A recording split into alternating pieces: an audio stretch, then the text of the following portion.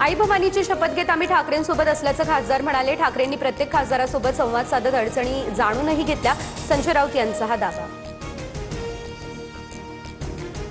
खासदार फुटीच्या चर्चेनंतर ठाकरेंच्या शिवसेनेकडून डॅमेज कंट्रोल तर अफवांवरती विश्वास ठेवू नका, सर्व आपल्यासोबतच आहेत। मुंबईमधील बैठकीत ठाकरेंकडून कार्यकर्ते आणि पदाधिकाऱ्यांना धीर देण्याचा प्रयत्न।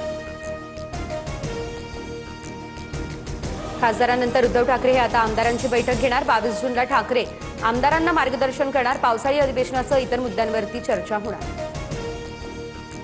सातारा सांगली विधान परिषदेमध्ये शिवसेनेचं एकही मत फुटता कामा नये, उपमुख्यमंत्री शिंदेंच्या शंभूराज देसाईंना सूचना।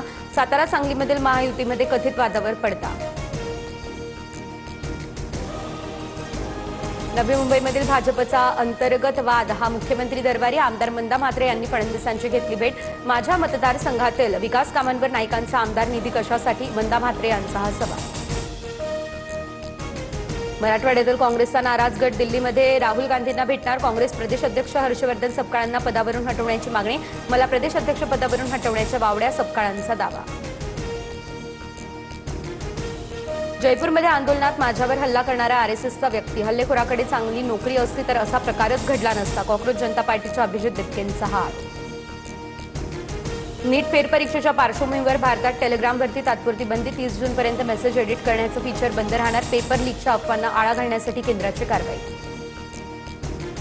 मंत्रिमंडळाच्या बैठकीत राज्यातील कमी पाणीसाठ्याबाबत चर्चा, तर पाऊस कमी अशात साठा कसा जपून वापरता येईल या संदर्भात नियोजन। राज्यातील पाणीसाठा सध्या 24.41%।